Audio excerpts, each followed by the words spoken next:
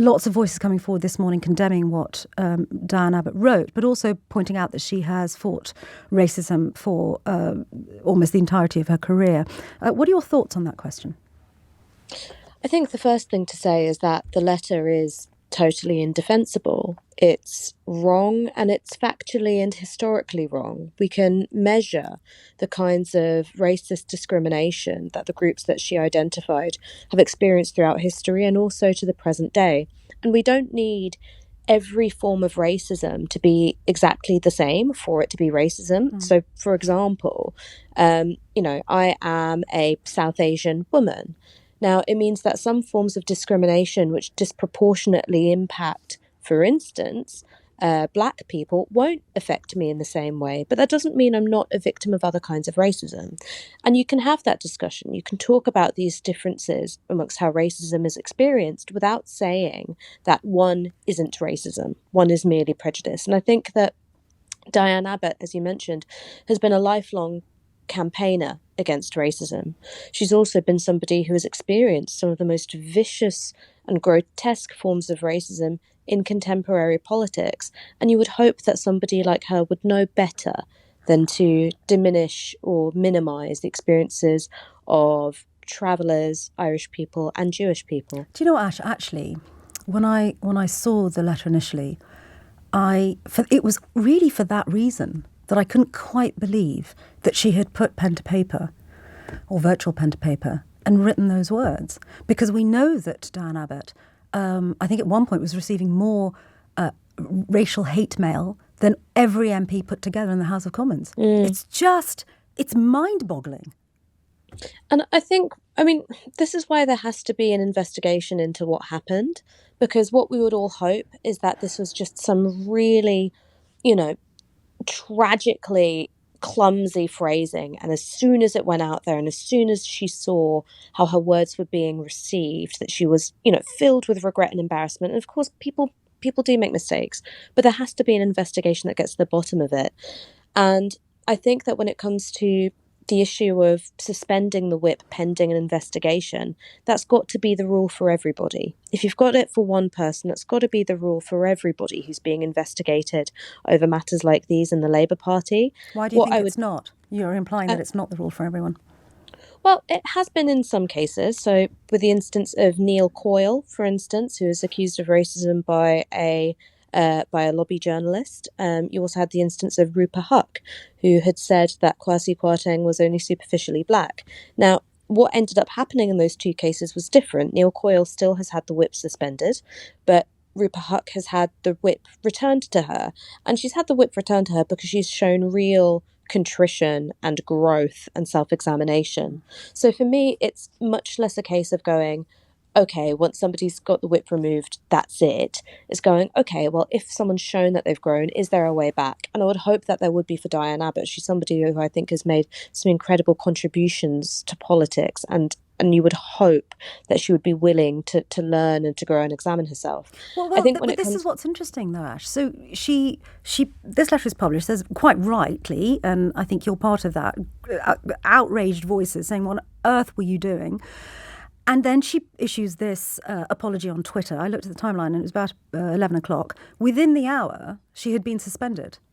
So there's an argument, is there to be made that having understood that what she had written was downplaying anti-Semitism and was arguably itself anti-Semitic, she then says, gosh, you know what?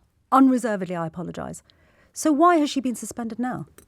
Because those are just the rules of the Labour Party. The thing that I was saying about it has to be the rules for everybody, and where you do see, I think, some real inconsistency with Labour Party rules, for instance, is that you have had people who have been expelled from the Labour Party over anti-Semitism and they've not been allowed back. You've had other people, and I'm giving an example here of Angela Smith, who used to be a Labour MP. She then stood for the independent group.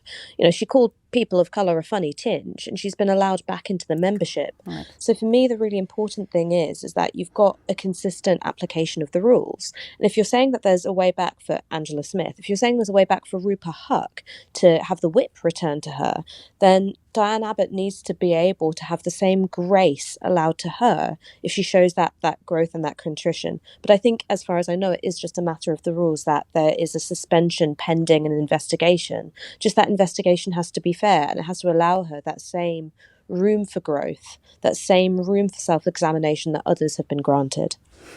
Isn't the real problem here that Jeremy Corbyn completely failed to deal with the anti-Semitism problem, and therefore Keir Starmer feels the need to arguably react in this way incredibly fast, and may, if we take your argument, may not apply the rules in the way that in which you would want them applied, because in a way he has to kind of really make it absolutely clear that anti-Semitism is something that will just not be tolerated under any circumstances.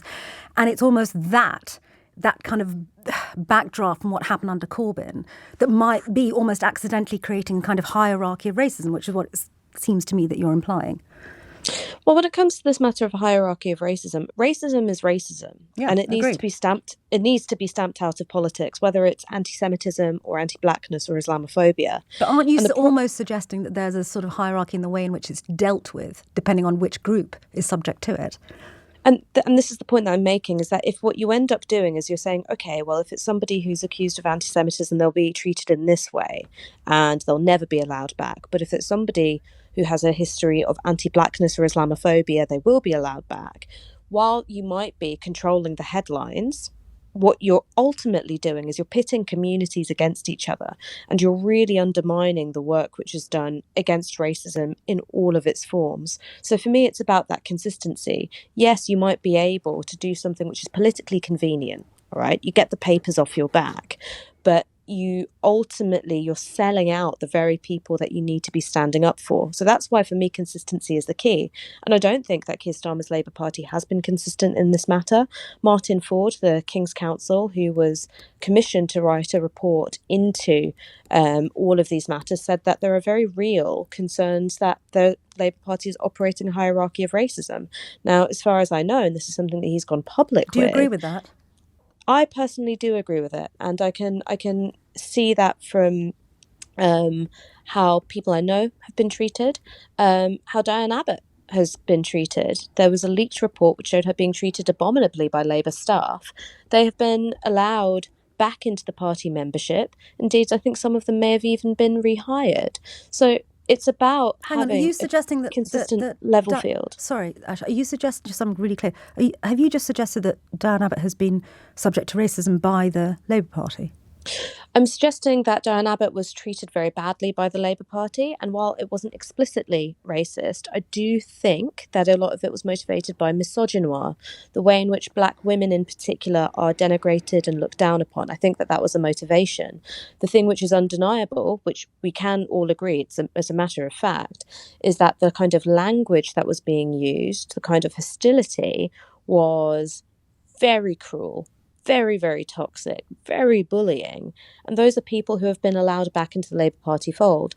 So there has to be consistency in the rules. Understood. If other people can learn and grow, then Diane Abbott must be given the same grace. Otherwise, you're saying some forms of racism are more important than others.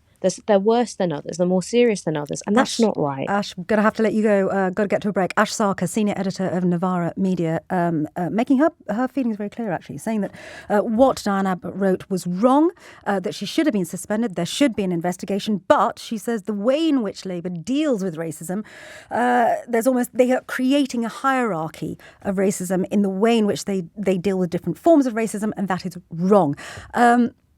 What do you make of that?